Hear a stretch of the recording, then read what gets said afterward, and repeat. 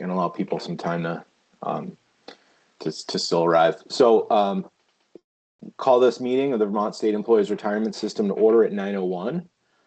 This is our special annual valuation meeting. So hope everyone's excited. Always my favorite meeting of the year. First item on our agenda here is approval of the agenda itself and announcements. Would anyone like to make a motion on Eric, that? I'll move approval. Thank you, Jay. Is there a second?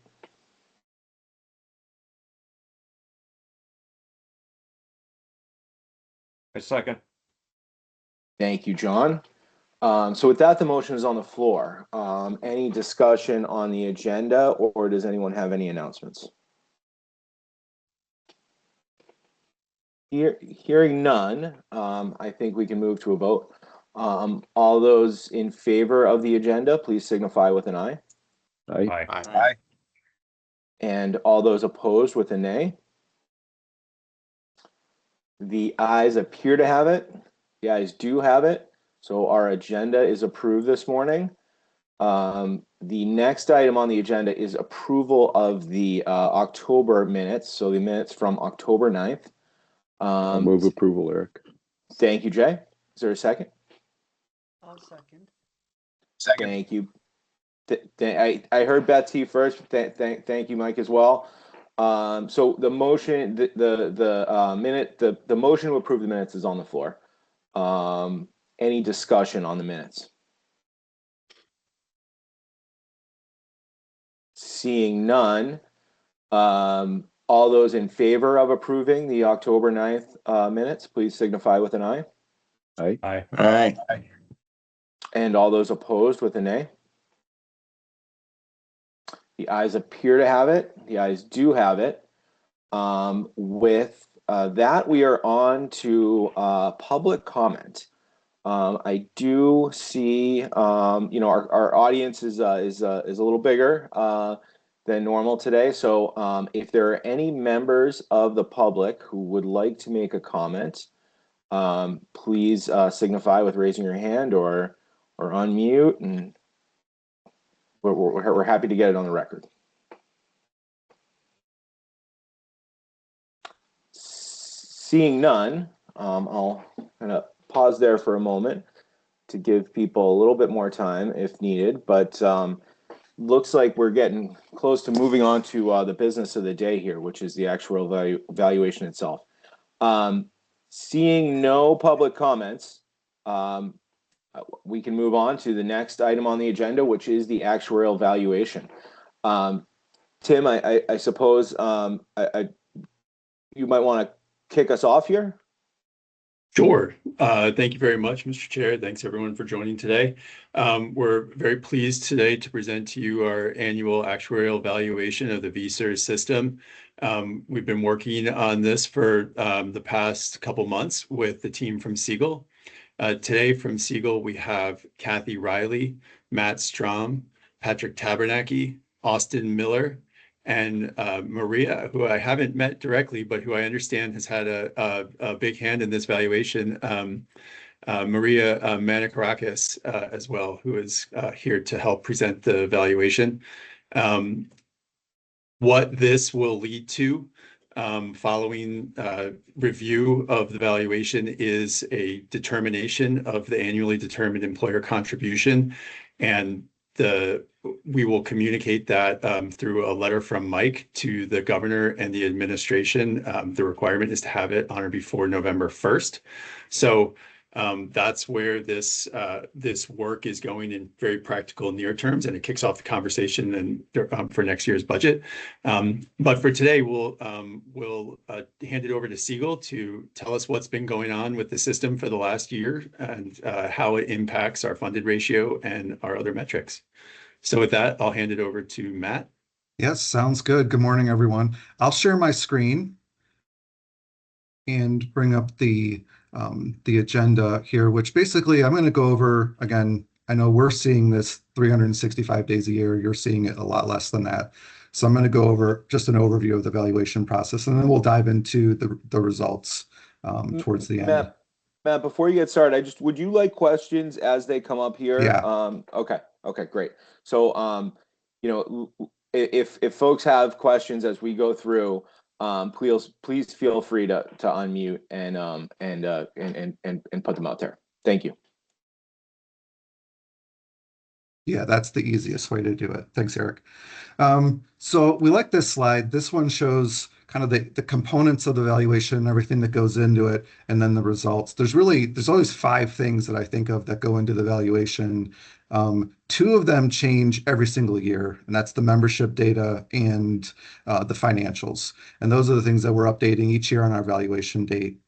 And the other things, and we will talk about how those changed as part of the valuation.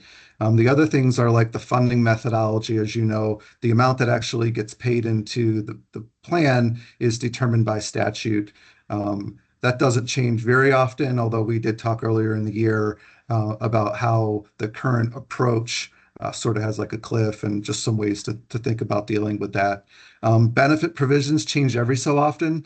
Those are usually done by legislation. And then assumptions, we're reviewing the experience every single year, but we do a full experience study on a 3-year cycle. It used to be a 5-year cycle. Anywhere from a 3 to 5-year cycle is pretty common in public sector. And so once we put all that stuff into the system, then out spits, pretty much that easy, right? It's just, it all comes out of the wash. No, it's a lot more involved in that.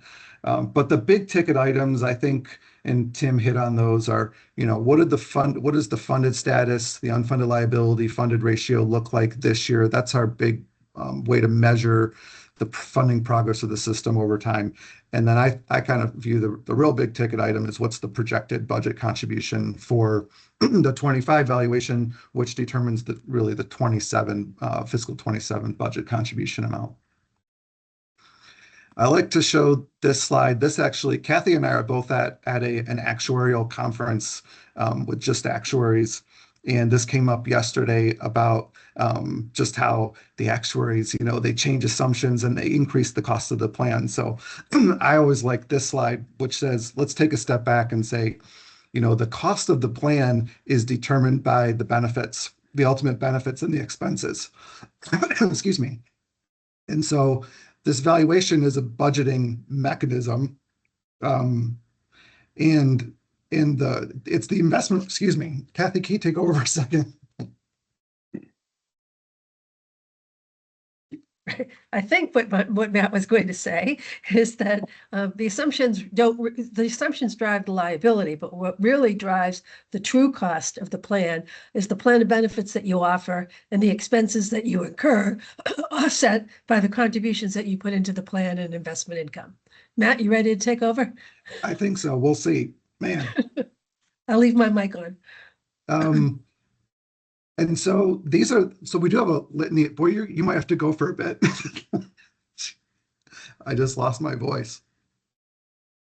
So this is just a review of the assumptions used in the valuation, and we categorize assumptions into 2 groups: the demographic assumptions, which are used to project the population and really the benefits, well, the population that will receive benefits in the future, and then the economic assumptions that help us estimate those benefits. An inflation assumption, COLA assumption, salary increases are all related to the benefits, and the investment return assumption for the expected return on your assets. Yeah, and the COLA is one that we wow, we predict what the COLA is going to be. We estimate it. We have an assumption for it, but then we actually know what it is for 26. Basically like in August and September. And so we factor that first COLA into the valuation. So in the very small font at the bottom, whereas we were expecting it to be 1.1 or 2.35%, that's our assumption, it's actually 1.5 to 3% for the first, for 2026. So that additional liability that wasn't forecasted from last year's valuation is built into this year as a loss. So that's one of our sources of loss for the year, is just the known COLA for the year. And you probably saw that the Social Security has released its COLA increase for next year at 2.8%, which will affect, how does that affect this, Matt? The Social Security. Yep. Does it affect it? Does it just gives us a sense of where inflation is heading, I think. Right. And then that funding methodology component is, we think of it as being in three components. The asset valuation method we use is a 5-year smoothing, so we don't want to mark everything to the market value of assets. We want to, that would be too volatile to determine the state's contribution. So we're allowed to use, and we do use a 5-year smoothing of that. You'll see later why that is working so well. The cost method I'm going to talk about in a second, and how the total, benefit payments are allocated over a member's service. And then unfunded liability is a fact of life. And so one of the components of the funding process is dealing with unfunded liability. The statute talks about, fully paying off all existing unfunded liability by 2038. And so we amortize unfunded liability now over a 13-year closed period. And it's set up so that the dollar amounts of the payments increase by 3% per year. This is just an example for a single member of thinking about the funding process. So each member's, we track their costs from their date of hire through their date of retirement, and all their future expected benefit payments. The present value as of any day of their careers is the present value of future benefits. We can allocate, our cost method allocates all the liability for past service to, and it's called the actuarial accrued liability. What's left over for them is called the present value of future normal costs. And then what our cost method helps us do is it allows us to figure out, what's the value for 1 year, and we call that our annual normal costs. So for all of our active members, we want to be paying off, their normal costs. And this is kind of a visual of how that works for a single member. For the entire group, all of our employees, so we have all of our actives, all of our retirees and beneficiaries, the present value of all their future expected payments on any evaluation date is the present value of future benefits. For our active members, the portion that's their future normal costs comes off of that. So for everyone, including our retirees, they have no future service, so their liability is all their present value of future benefits. But our actives and so forth have actuarial accrued liability. A portion of that is covered with assets, and so what's left over is unfunded liability. And so as we think about how we're developing this budget contribution, we want to have a slice of the normal cost. Annual normal cost is a component, and then we're having a piece of the unfunded liability, an amortization payment. And so the two triangles here on our graph really show what the components of the budget, the state's contribution are to fund this plan over time. And so with that, I'm just going to go over the highlights here. You've probably seen that the market value for June 30th, 25 did very well. Our calculation is 10.67%. I assume that's fairly close to what VPIC has reported. And so we take and then I mentioned we put that through a smoothing mechanism, and once we smooth out, we only take basically 20% of that, and we smooth out the other 80%. But then the other prior gains and losses on market value are also, a portion of those are recognized, and then we come up with a new actuarial value of assets. If we take our new actuarial value and last year's actuarial value and impute a return, that return was actually over 7.5%. So that actually beats the 7% assumption. So our valuation, I guess the good news is that we're actually reflecting a gain on actuarial assets in this year's valuation. The funded ratio increased from 71.3 up to 73 almost 73.2%. A preliminary contribution amount is the contribution that we develop for the current fiscal year that we're in. So this is kind of the rate that we use for fiscal 26. It was 19.5% last year's rate, and that it's changed. It's actually lowered to 18.98% for this year. And then the number at the bottom is kind of our estimated, what the budget contribution is for fiscal 27, and that's $140.5 million. And just to kind of give you, the rest of the team's going to go through really what the experience was for the year. But to give you an idea, in last year's valuation, we always project out the budget contribution, and then we go one more year. So in last year's presentation, we actually projected out the fiscal 27, based on last year's number, and that was 136.7. So now that we've kind of taken all the stuff that we know for this valuation, it was just slightly more at 140.5. So that's roughly $3.8 million increase relative to what we expected. Matt, I just wanted to pause there for a second. I had a question sort of on this dynamic that maybe you could help provide some color on. It goes to back to what you just mentioned in terms of the estimate for the next year. Essentially, at last year's valuation, it seemed flat. But you had also mentioned the dynamic in the amortization schedule of it increasing by 3% per year, which this number's essentially in line with. But could you kind of square those two dynamics a bit? Yeah. So in last year's projection, so we show in last year's valuation, we would have calculated the 26 contribution and then projected out 27. That would have reflected an amortization payment that was increasing by 3%, but it was still amortizing the unfunded through fiscal 24. So it doesn't project any future gains or losses, like on the demographic side. And then it did.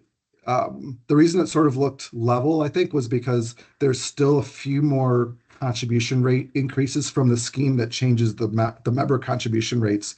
Like we would think about that calculation of normal cost when we showed the pie graph a second ago as being like a level percentage of pay going forward. That's the beauty of entry age normal. One of the beauties of entry age normal method is that it's a level percentage of pay method. We would ordinarily have that. I mean, the top line component of normal cost was level, but then we changed we did reflect a known increase in member rate. So it looked like we were having like a lower lower employer normal cost value. So that's the part that kind of comes down. And then the amortization would have gone up. And I think that's why it looked net like it was kind of a wash last year. And so this year's valuation, go ahead. Oh, no, I that part about sort of still some of the, let's say, funding changes coming into play. I think that helps me understand that a bit more. I appreciate that. Yeah. And so what ends up happening is, we did have a gain on assets, but La Cola and so some other experience was a slight loss we ended up with a net loss on experience that basically pushed this up just a few $1 million. I mean, it seems we would like it to be closer, but if you think about it being like about $3 or $4 million on 130 base, it's not that far. It's really fairly close, but it is one of those things that we spent time reconciling in the process. That part I understood from what everything was in the valuation, but I was trying to understand why the estimate for the next year was flat, given the scheduled 3%, the structure of the amortization schedule itself. But you answered that, so I appreciate that. Okay, sure. All right, Austin. Sure. So I'll just go over some demographic information over the next few slides. So starting with this slide, it just summarizes how the membership information has changed from fiscal year 2025 to fiscal year 2024. The number of actives increased by about 1.6%. Total payroll increased by about 5.6%. The average age, there is a slight increase by 0.2 years, and there is no change in the average service amount for actives. For retirees and beneficiaries, the number increased by about 1.4%. The total annual benefits increased by about 5.8%, and that ultimately increased the average monthly benefit by about 4.3%. In fiscal year 2025, both the number of actives and the number of retirees and beneficiaries increased by approximately the same percentage. And then on the next slide, we can see how the number of active members and retirees and beneficiaries has changed since 2015. Active membership is at its highest level in the last 10 years, while growth in retired membership has slowed down over the past few years. That said, the ratio of retirees and beneficiaries to active members has increased from roughly 0.73 in 2015 to roughly 0.92 in 2025. And this trend is kind of important to monitor because as the ratio of retirees and beneficiaries to active members increases, there's greater risk for the system because there are limited options available to reduce the liabilities for retirees and beneficiaries in the event of adverse experience. And so on the next slide, this slide shows how the covered payroll amounts or actual compensation received during a fiscal year compares to the projected payroll amounts, which are projected via the active membership data from the prior fiscal year. In fiscal year 2025, the actual compensation received was $700.9 million, which ended up being quite close to the projected payroll amount for fiscal year 2025 of $698.4 million. And that was projected via the active membership data from fiscal year 2024. Since 2015, active payroll has increased on average by about 4.3% per year. And then on the next slide, this slide just shows how the average age, average service, and average hire age have changed since 2015. Regarding the average age, there's been a slow decline in the average age from about 46.5 to 45.3 in 2025. Similarly, the average service has also slowly declined since 2015 from about 11.7 to 10.1. And that said, while the average age and average service have both declined over time, the average age at hire has remained relatively constant, right about 35 years old. And these trends just kind of indicate that older members with greater service amounts are slowly but surely being replaced by younger members with lower service amounts. And then this slide just shows how the average salary amount and the average benefit amounts have changed since 2015. Since 2015, average salaries increased on average by about 3.6% per year, and the average annual benefit has increased on average by about 3.3% per year. So both amounts have been increasing by pretty consistent amounts since 2015. Now I'll pass it over to Patrick to let him begin discussing the asset information.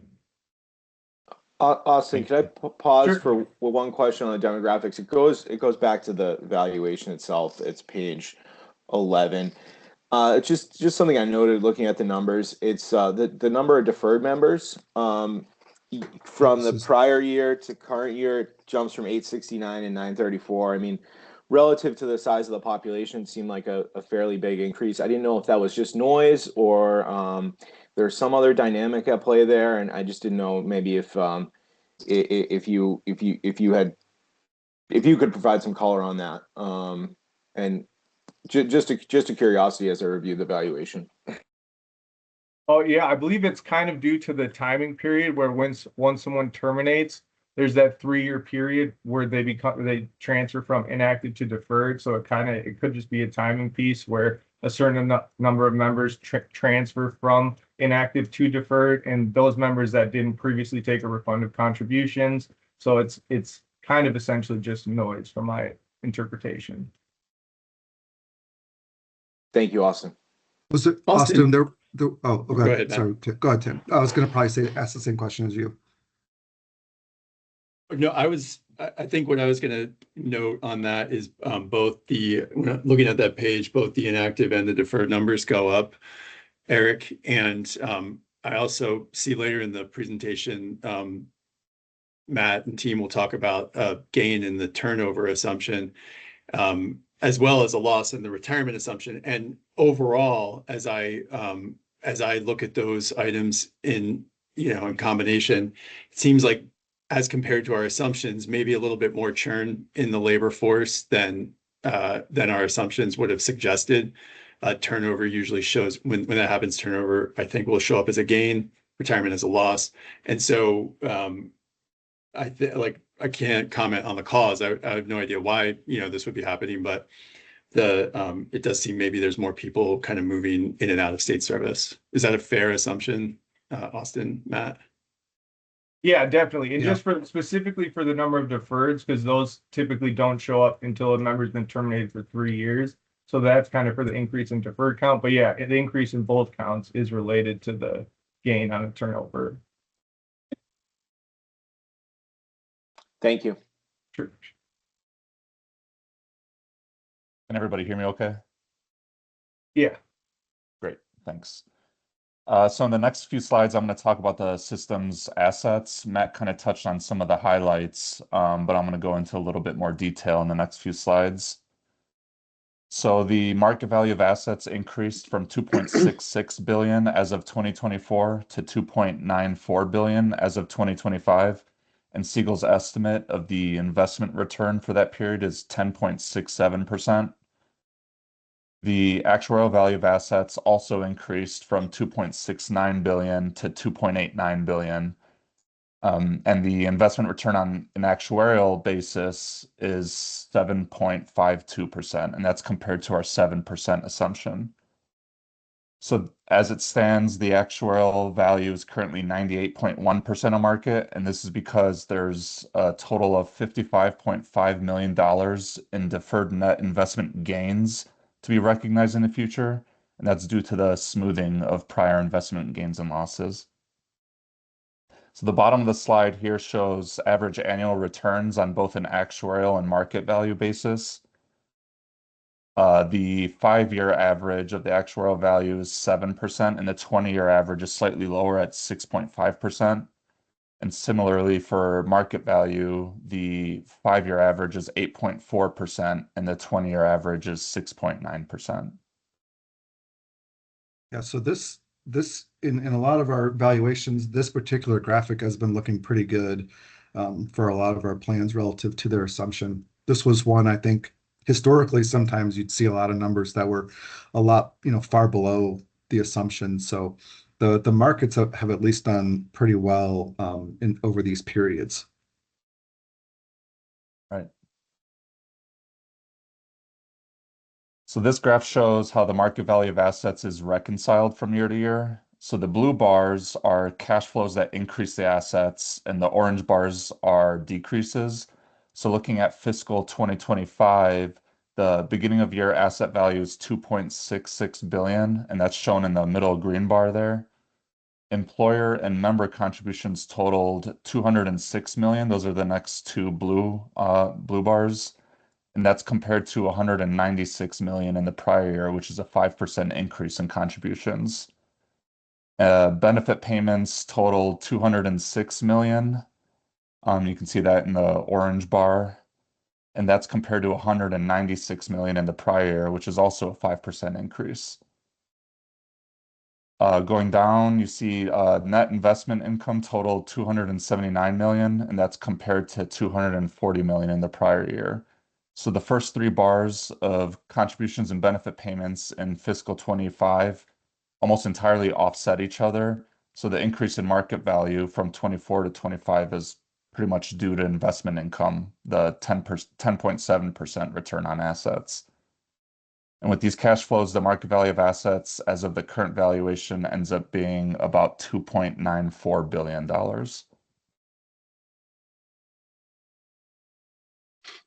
So this slide shows how the actual value of assets is developed and how the smoothing mechanism works. So the actuarial value uses smoothing method such that market fluctuations are not fully recognized in a single year. And using an asset smoothing method results in more stable asset value from year to year and therefore more stable contributions. So the prior year actuarial value was just under 2.7 billion. The next line item there is net new money, which was $185 million. And net new money is essentially the sum of cash flows, including contributions, interest, expected investment income minus benefit payments and expenses. So the net cash flow. The preliminary asset value is the sum of the prior year value and the net new money, which results in just under $2.9 billion. So the next step is where the smoothing adjustment comes into play.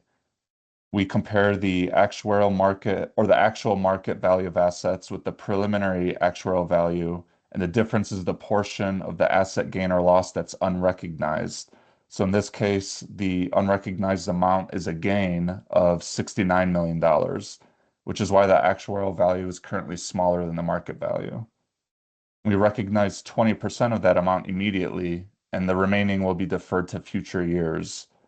So we recognize $14 million of the gains and add it to the preliminary asset value, and that gets us the final actuarial value of $2,889 million, which is 98.1% of market value. And there's still about $55 million of deferred asset gains to be recognized in future years. So in this slide does a good job of depicting how the smoothing of the market value of assets works. So in the light blue line, the return on market value of assets is the return on market value of assets, and it shows quite a bit of volatility since 2015, with a high of 25.7% in 2021 and a low of negative 8.7% in 2022. The dark blue line is the actuarial value return, and it's much more stable. And you can compare that to the purple line, which is our assumed rate of return. And you can see that the actuarial value better hugs the assumed return line there. On this slide, there's a graph that shows the system's history of investment return assumptions, which is the green line, and it compares it to other public pension plans that are part of the Public Funds Survey as of November 2024. You can see that the median of the other public pension plans is also at 7%, with the average of the plans being slightly lower at 6.9%. I don't know if there's anything else you wanted to add to this. Any commentary, Matt? No, just that, for a while, the VPIC assumption was out in front of, was a little bit higher than where other systems were, but they both have basically come down over time. In fact, the VPIC assumption hits 7 before the average does. But now a lot of systems are in that 6.75 to 7% range. It's probably like the most common, which is why you're seeing an average of 6.91% across other systems. I do see Mike has a question here too. Thanks, Please, the floor is yours. Hey, just have a quick question, kind of for the last chart, and I'm looking ahead one more year and then 2 more years. Can you talk about what happened when those really big gain years and big loss years sort of come off the 5-year smoothing? Yeah, what happens in a lot of smoothing methods, asset smoothing methods, is that I call them like a discrete method where like the actual loss from 21 could have been, let's say, I don't even know how big. I remember another client was like a $5 billion loss. It was a nice, easy number because then for each year, it was being recognized at $1 billion at a time. This particular method, I call it like an asymptotic method where it always starts with an actuarial value and then recognizes. So it really takes, I think the magnitude of the gains and losses get a little bit lost in the way that this method works, because it's taking an actuarial value, looking at what the difference is, and then recognizing 20%, and then adding that to the prior actuarial value. So once you actually have one of these big tranches of gain or loss, they get smoothed a little bit differently than they would in other methods where you would think about, wow, we got that big one. When is that going to drop off? It doesn't quite happen like that in this method. I don't know, Kathy, if you have experience, with this, your experiences with this method, do you feel like that is an accurate statement, or do you think that there's going to be a reckoning when we get that last piece? No, so when you're in a gain situation, if you continue to have gains, you'll just recognize them 20% per year and 20% of a diminishing number. That's what Matt meant by it being asymptotic. But if you switch to a loss situation, then actually you recognize, because of the way the math works, you tend to recognize the excess a lot more quickly because you're now flipping between the market value and the actuarial value being in the opposite direction. So steadily improving, you kind of build up a reserve. If you switch from a gain or a loss to a gain, you tend to do some recognition more quickly. And you would say that's a feature of this particular smoothing method? Definitely a feature of this method. Yeah. Yeah. Mike, does that answer your question? Because I think you and I think of it the same way. Like a lot of our other smoothing methods, we have like these buckets, and you live with the bucket for 4 years, you know, and then it's gone. This method behaves slightly differently, and I think it's purposely done that way. Yeah. So if you had a loss in fiscal 26, you'd have this cushion. You'd recognize a lot of this cushion immediately. But if you don't have a loss, if you have a gain next year, you'll only recognize 20% of the cushion to add on to wherever we are next year. Yeah, thank you for that. Yeah, I think of like in worker compensation, we do 5 years, much more like you're waiting for the bad year to follow. Right. That's very helpful and better way of really attacking it this kind of thing. Yeah, for sure. Okay. Patrick. Thanks. The graph on this slide shows how the system's historical contributions have compared to benefit payments and expenses. From 2015 to 2021, benefit payments have been roughly $30 to $40 million higher than total contributions. From 2022 and beyond, there was additional funding from Act 114, and since then, contributions have been close to or exceeded benefit payments and expenses. And this trend is likely to continue with the additional contributions from Act 114 in the future.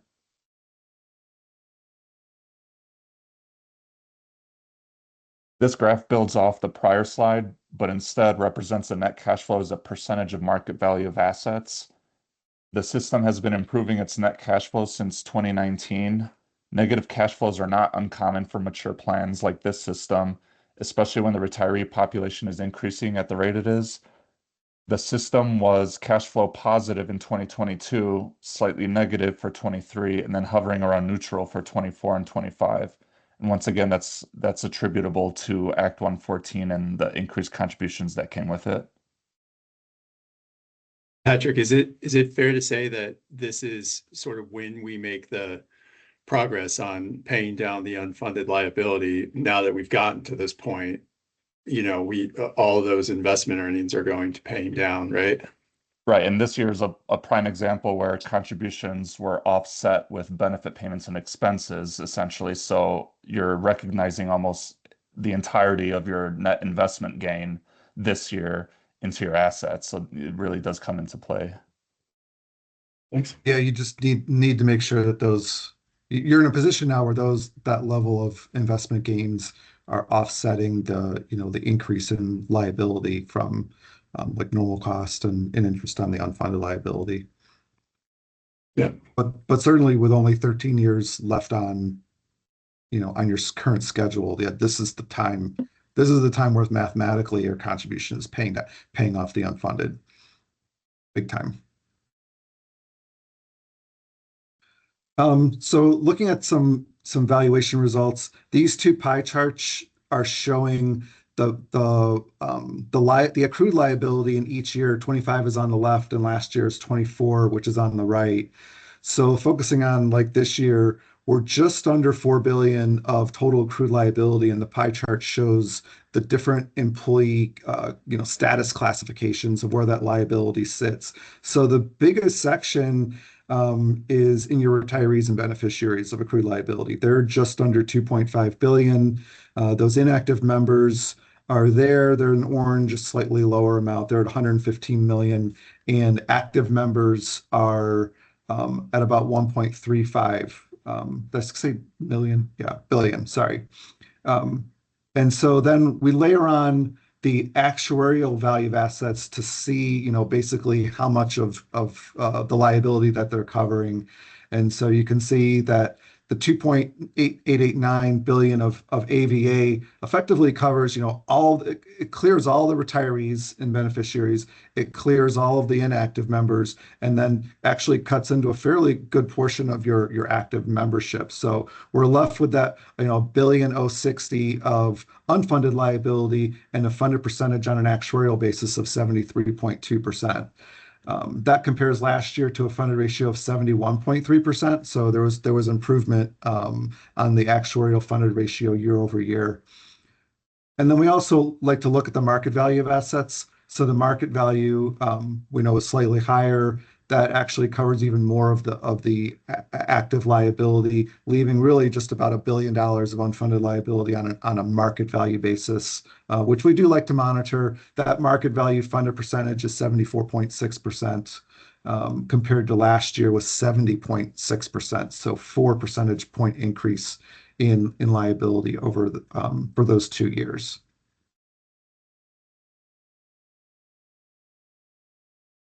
So Matt just showed us the assets, liabilities, and funded percentages for the last 2 years, but this slide will go a little longer and show the history for the past 10 years. Looking at the graphic in the dark blue, you can look at the liability. It's shown to typically be increasing smoothly. In the years where it isn't is generally due to the following of an experience study or any assumption changes. The actual value of assets is also illustrated to have a smoother pattern than the market value of assets, which is why it's preferred for determining contributions and is due to the actuarial smoothing method being used. Overall, your assets are growing at a higher rate than your liabilities, which in turn is helping the funded ratio improve. So focusing on the actuarial value funded ratio, due in part to returns and any assumption changes that have been made, the funded ratio dropped from 75% in 2016 to 66% in 2020. However, starting in 2021, we can see there's been gradual improvement and continuous increasing in the funded ratio.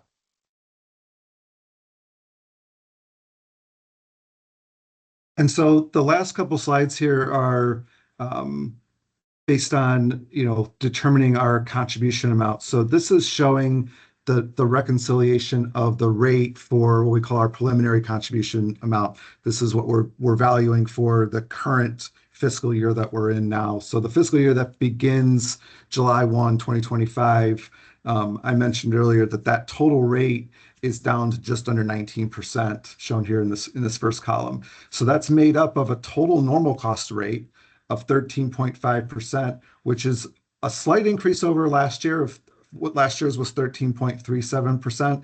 That's really kind of just due to demographic shift. So we like the entry age normal because it's theoretically level, but it's never usually level because it tracks, actual experience, and the membership that's there as of the valuation date.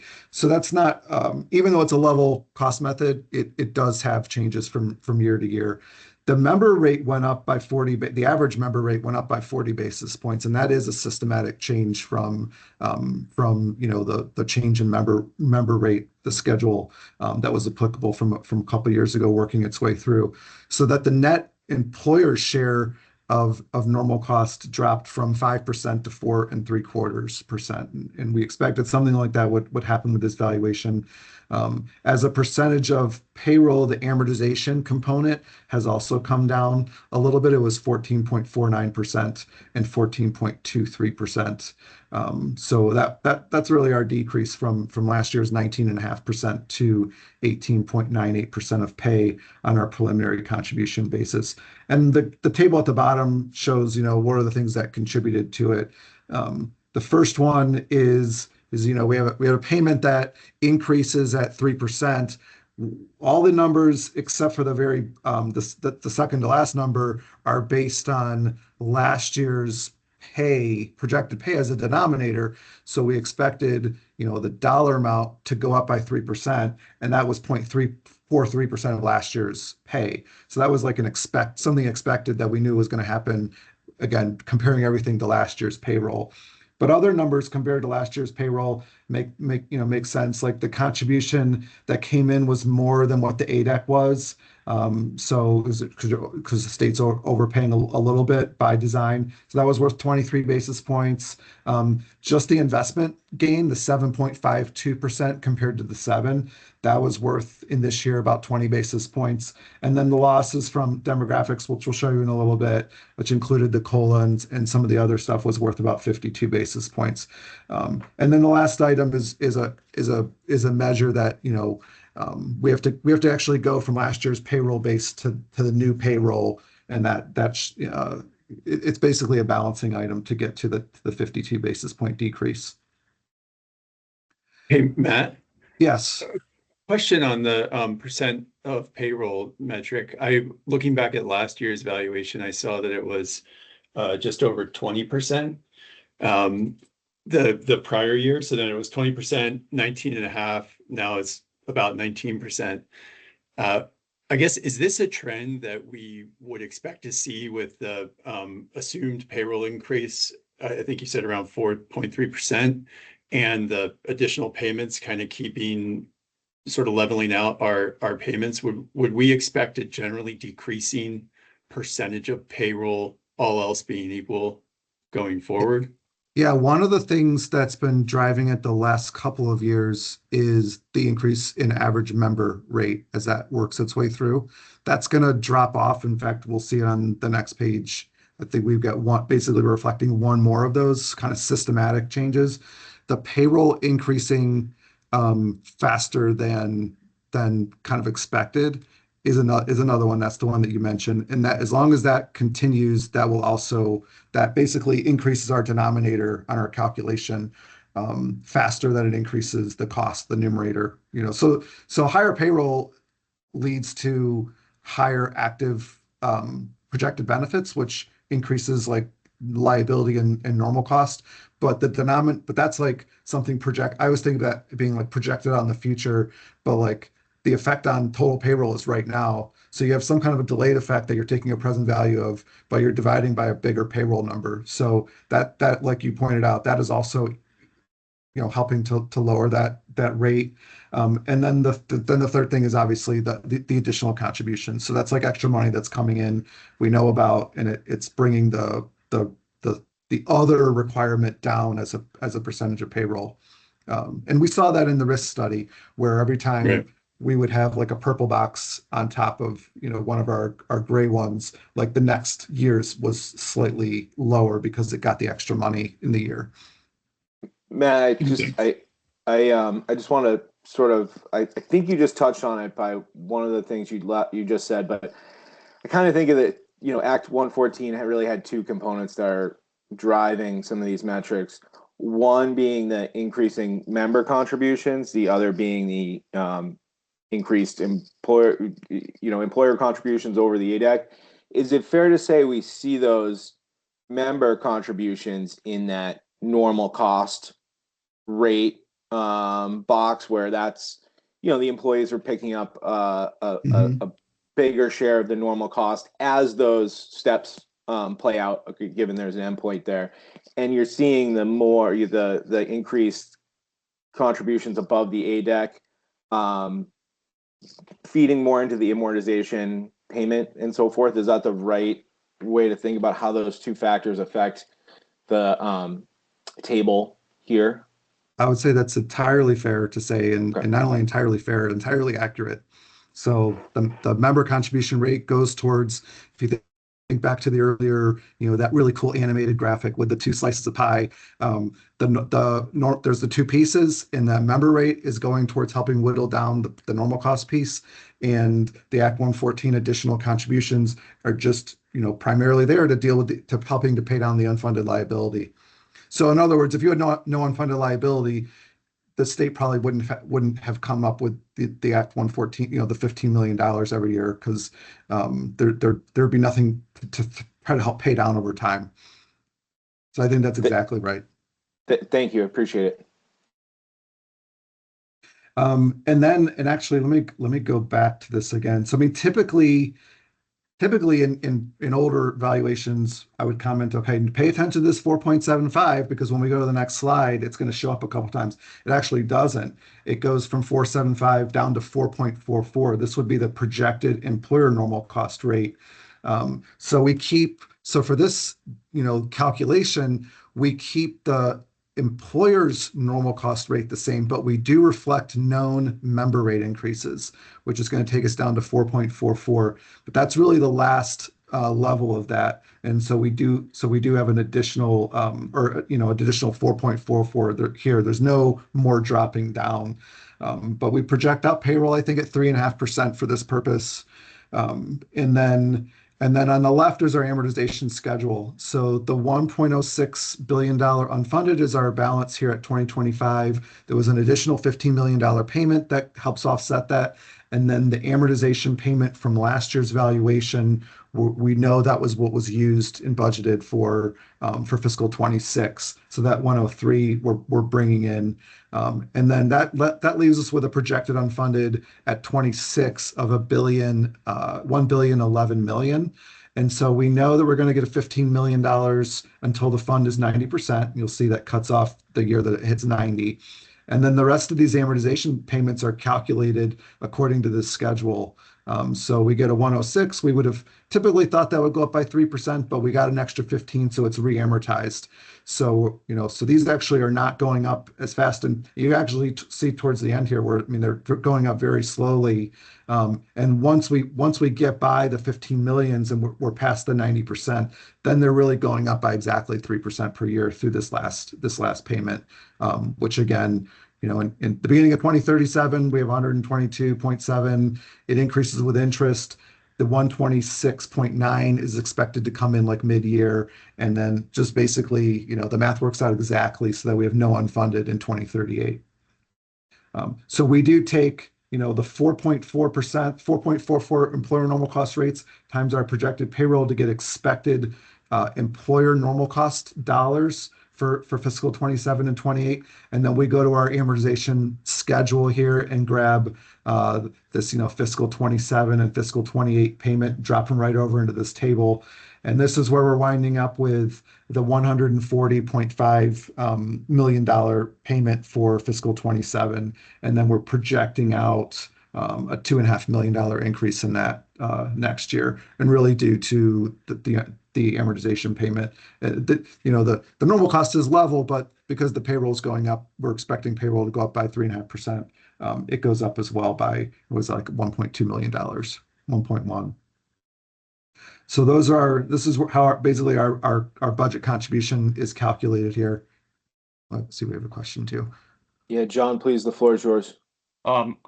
I think I heard more than one person say that, I'm looking at footnote number 2 and trying to unravel it, that type of increase will sunset in coming years before the end of this table. Is that correct, according to the Act? That's correct. Yeah. So just the member rate had a schedule. It was like 3 or 4 years of how it was going to be. Those increases were going to be reflected, and the rate increases are not sunsetting. It's the schedule of rate increases stops. So it's not like the member rate drops back down, but they were stepping up to a higher rate. And it's more of a complicated schedule, but it basically stepped up over a few years, and then there's no more increases to that schedule beyond the one that's effective 7/1/26. Okay, thank you. A couple additional slides here at the end. We show a history of the gains and losses. And then keep in mind, every 3 years we're evaluating this and doing an experience study. We're not quite to that point yet, but we do like to kind of keep track of this over time. It lets us, it kind of is a spoiler for when we actually do the experience study, because we'll have seen what the experience is and talked about it. Investments actually on an actuarial value had a gain. That's our $13.9 million here at the top. But then looking at the different buckets of demographics, we did a turnover rollover gain that Tim mentioned earlier. We've had that the last several years. Retirement has been losses, and again, that's been pretty consistent. And I think what happened too is that the last experience study we had was we were looking at pandemic related data, and I think we were reluctant to make wholesale changes based on the pandemic experience. So, and the fact that you're on a 3-year cycle gave us comfort of like, well, we're going to be looking at this again in 3 years. So why don't we just not overreact based on 3 years, and then let's look at 6 years of experience kind of together and just see if there was a new trend established, or you know, or can we discount some of that actual pandemic experience? So that'll be the thought process in the next experience study. Mortality, we've seen a gain. Salaries, we've seen losses, but that's pretty consistent with, you know, the higher increases in salaries have contributed to losses. And then the COLA here, every time we have a COLA that's higher than what's projected, like we did this year, you get some kind of a loss as we recognize that, you know, the known difference that hasn't been reflected in the data. So our data is still as of 6/30/25, but we know starting in 7/1/26, we're going to get an increase. So we reflect that. And on a present value basis, that was worth about $15 billion, different than what we expected that increase to be.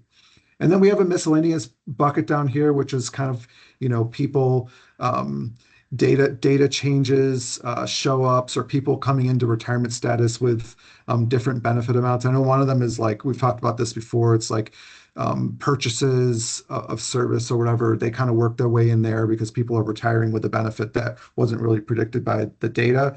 But then the money for that, you know, whatever money that they're paying for that doesn't show up in this calculation at all. It comes in, it's like on the asset side, but it's not really a liability gain or loss, but there is some sort of a theoretical offsetting effect on some of the miscellaneous buckets that we get here.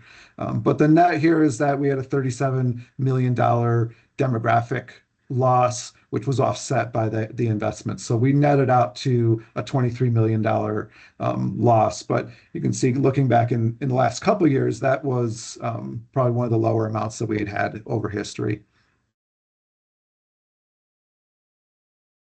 I do see a question. I can't see who. It's Adam. Okay. Please, floor is yours. Thank you, Eric. I'm just curious, looking at this table, is there any significance to the fact that we've had experience losses for 5 straight years? And if my memory is correct, if this went out 10 years, there'd be experience losses for 10 straight years. In other words, is there anything significant? Is there any definitional reason why there should always be an experience loss? No, it's, you know, you're right about that too. And we looked at that in the risk study in the spring, how the non-investment experience always tended to seem to be some kind of a loss or maybe a tiny gain here or there. I mean, ideally what you'd like, you know, it's never going to be zero, but you would like to see gains and losses of you know, differing magnitudes, but around a zero basis. And we do always tend to see losses on a net basis. And that's it. Our experience study, I don't think that there's something systematic. I think it's just we always tend to take the current assumption and kind of migrate to we're especially on turnover and retirement, we're really migrating towards experience. So we would take like the legacy assumption, weight at 50%, and then take new experience and weight it at 50%. But you can see if you started with assumptions that were always, you know, predicting later retirements than were actually happening, you never quite get there in that context. I think that's probably the best answer for it. I think when we do our next experience study, again, if we look at 6 years of data and the fact that we've had a lot of losses, it may be one of those times where we did, you know, several years ago when we weren't using generational mortality improvement, and then we said, you know, well, we're gonna just bite the bullet and take a generational improvement in mortality. We'll take kind of a one-time hit in liability, but then going forward, then we'll be able to see, gains and losses. It could be something that we kind of evaluate with the next experience study to take us further than just a 50-50. Like maybe we take 6 years of experience and develop an assumption based on that, or we apply less weighting to the legacy assumption and more weighting towards the last 6 years of experience. When is the next experience study? It's this summer. Yeah. This summer. It's a question I also asked. I think the process will be starting here, and we'll see it next fall. Is that correct, Tim? Yeah, the process we followed last time was to work the experience study in the spring, summer timeframe, and then present it to the board in September, I believe, in advance of the subsequent valuation. So this is basically the end of the data that will go into the experience study. Thank you. That sounded like a statement, but that was a sort of a question for Austin.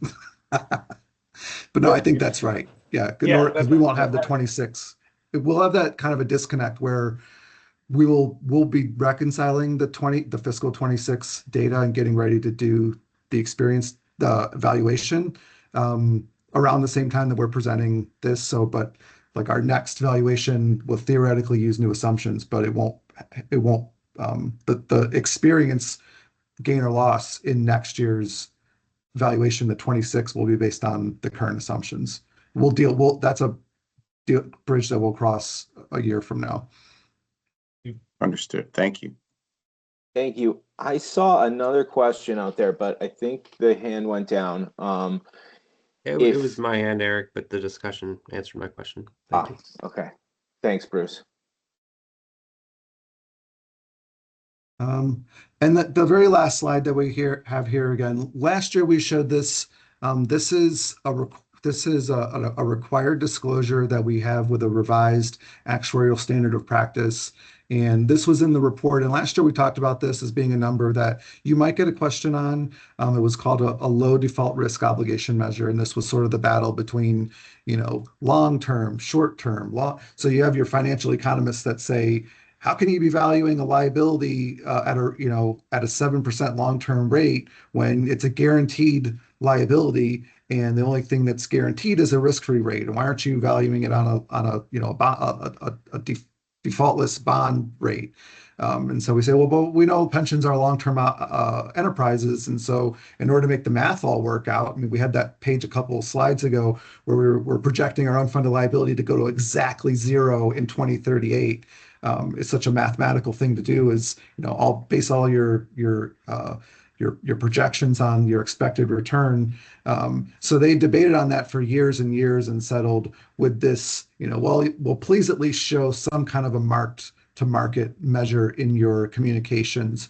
And so this found its way in there last year, and we talked about it as being, we're using a high quality fixed income discount rate, and we say, what we caveat it is say this is the liability. Like if you basically invested all your assets in low default risk, this would be the liability. But then the difference between that liability and your accrued liability is really the savings to taxpayers for taking out for VPIC and the board, taking on the investment risk and going through the process of a diversified portfolio and strategies for investing. That you're actually over time saving, $1 billion something because you're going through this whole process of investing.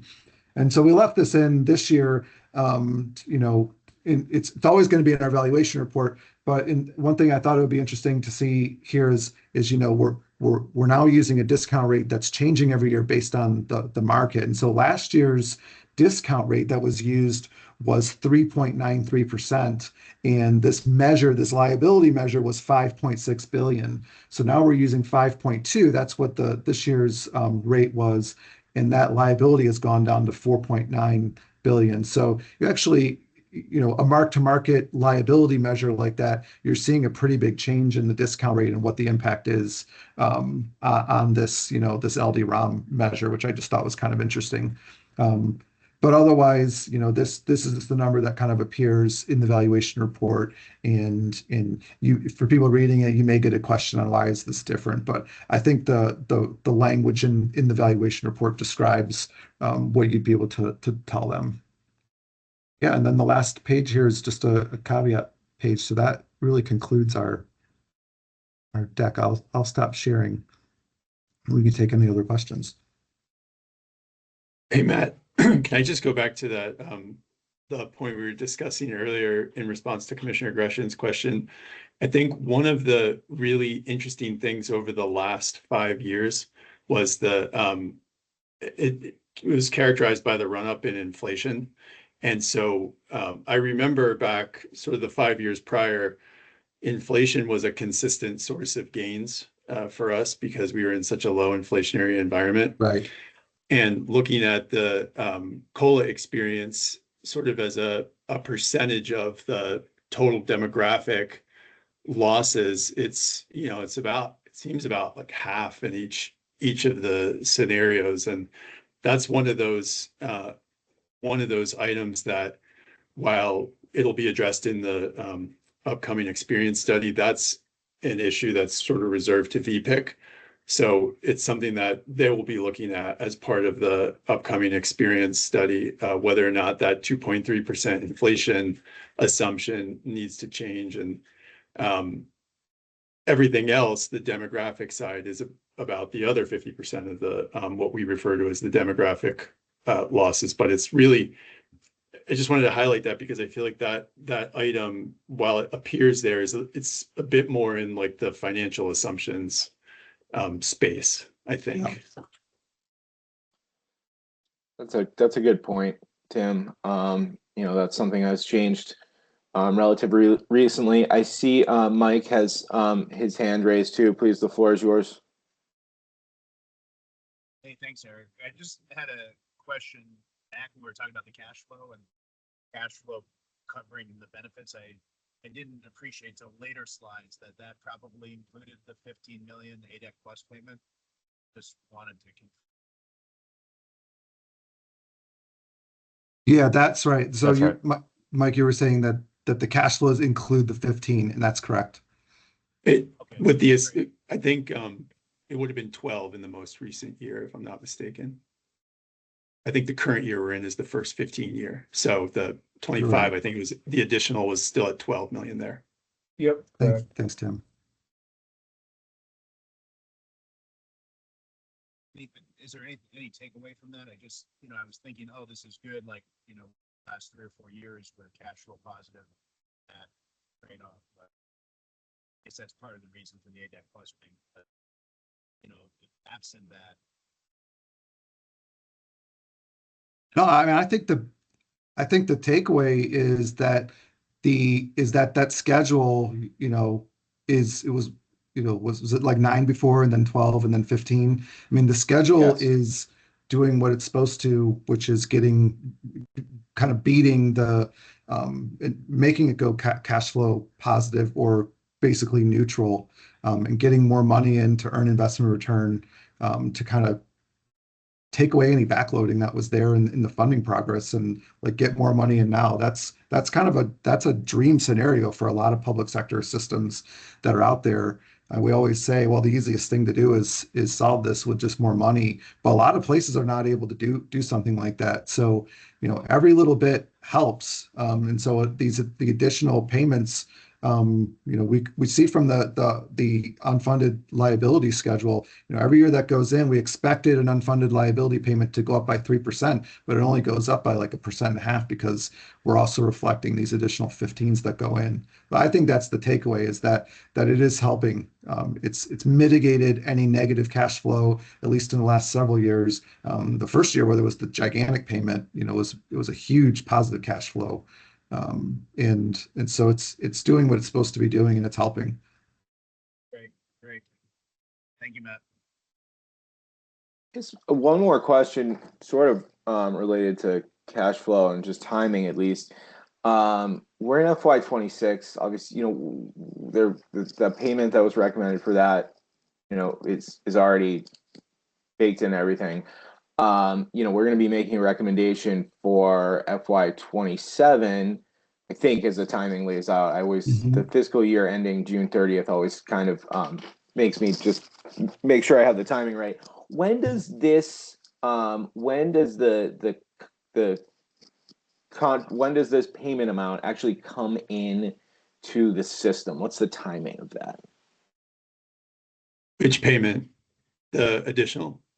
No, well, yeah, Probably that both. too. I guess you could say that if maybe they both come in at the same time, but just I mean, obviously the member payments come in throughout the year. Does the employer not normal payment, but the normal plus amortization come in at one time? Does the no, it comes in over the course of the year. Okay. Every 2 weeks, Eric, when payroll goes out, we make a contribution. And, so in a sense, we make 26 contributions evenly spaced throughout the year.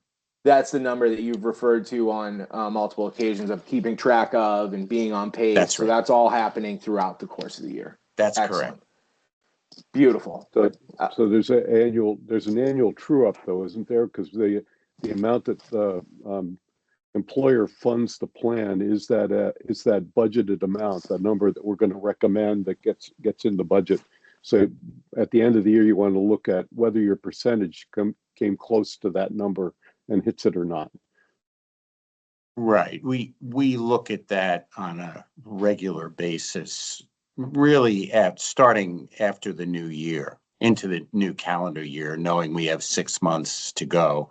I mean, we keep an eye on it every time, but we tend to look at it more seriously as the year winds on to make sure that we're on track for making that contribution, for hitting that amount. And, it's some science and some art, frankly, and a little bit of luck mixed in there, but, we take that seriously. We've committed to it. And so, we watch it and there is, kind of a regular truing up.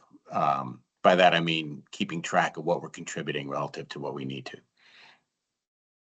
Excellent. And then, Commissioner Gresham, you can correct me if I'm wrong, but I think the 15 million, that comes in all at once at the start of the fiscal year. That's additional right. payment.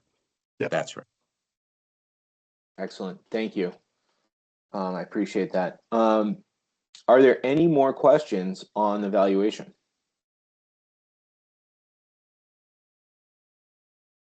Not seeing any. There is action here for the board. Tim, do you have a way you'd like us to codify the motion, or yes, Mr. Chair. Our practice over the past few years in the post Act 114 world has been to make 3 motions. If I could share my screen, are you seeing 3 motions on the screen? Yes. Those would be the 3 motions that we would recommend. The first one is just to accept the report. The second one is there's a requirement that the board certifies both the ADEC and the additional payment. And then the third motion is the recommendation to pay. Since they're stated differently in statute, we just want to make sure that the board's covered all the bases. So that's what we've done in years past. That's what we'd recommend this year. Eric, I'd be happy to make the motion. So I'll move to accept the 2025 VSERS actuarial report as presented by Siegel. Thank you, Jay. Is there a second? Okay, second from Mike. Any discussion on the motion of accepting the report? Not hearing or seeing any. All those in favor, please signify with an aye. Aye. Aye. And all those opposed with a nay. The ayes appear to have it. The ayes do have it. And the report is accepted. Thank you on behalf of the board to Siegel for the great work, continuing to serve the system and make sure we're funding things. We have the information to fund things appropriately. Thank you. Yeah, thank you And- for your time.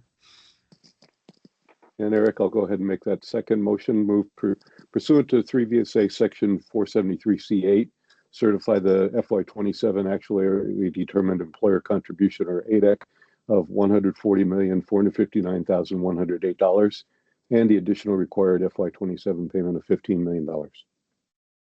Thank you, Jay. Is there a second? I'll second. Thank you, Beth T. So the motion to certify the actual determined employer contribution of 140,459,108 and the additional FY27 payment of $15 million is on the floor. All those in favor, please signify with an aye. Aye. Aye. Aye. And all those opposed with a nay. The ayes appear to have it. The ayes do have it. So the budget amounts are certified. The last motion, Tim, we have I'm now seeing the statutory text. Sorry, I always like to look at the statute. I forgot I was sharing that. My apologies. Thank The old you. lawyer in me. So, Eric, I will move pursuant to 3 VSA section 471N. We recommend to the Governor and General Assembly that the ADEC of $140,459,108 be fully funded and appropriated in the next fiscal year in order to achieve and preserve the financial integrity of the fund, and that the additional required FY27 payment of $15 million also be fully funded and appropriated. Thank you, Jay. Is there a second? Second. Thank you, Mike. So with that, the motion is. Oh, sorry. I'll just comment that last motion really feels like belt and suspenders given the previous one, but I understand. This makes sure that we cover exactly what the statute calls for. Thank you, Jay. So the motion to recommend the ADEC and additional required payment to the Governor and General Assembly is on the floor. Any additional discussion on that motion? Seeing none, all those in favor of the motion, please signify with an aye. Aye. Aye. Aye. And all those opposed with a nay. Hearing none, the ayes appear to have it. The ayes do have it. Thank you again for the presentation and the discussion. That was excellent.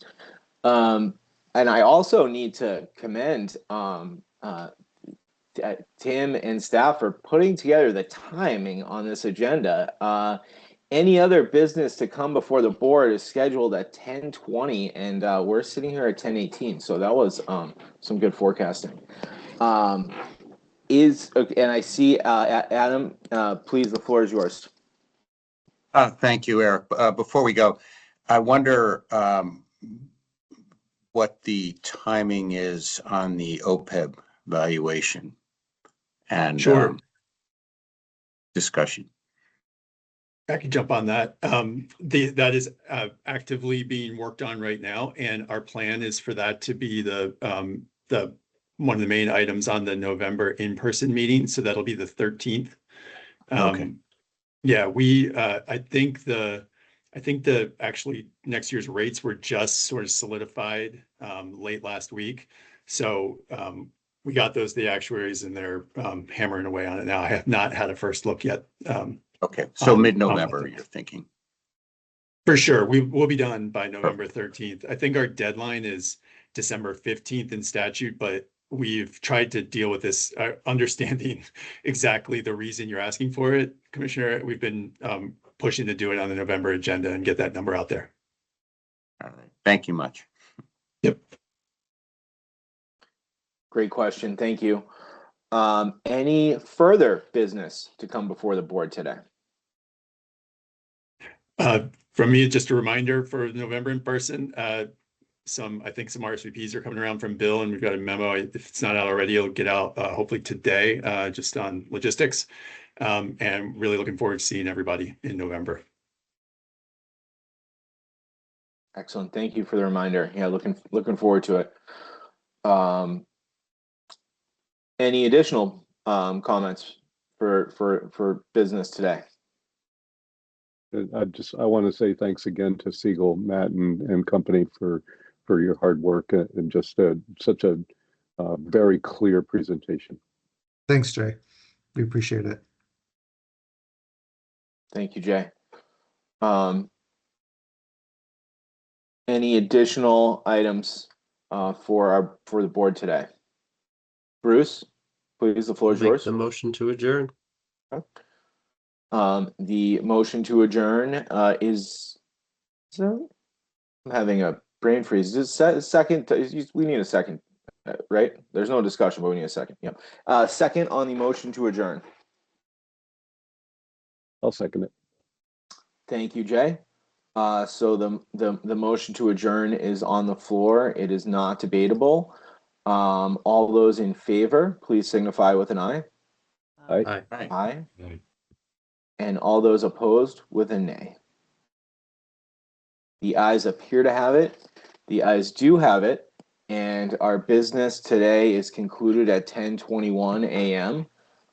Thank you all for your participation. Appreciate it. And we'll see you at the in-person meeting November 13th.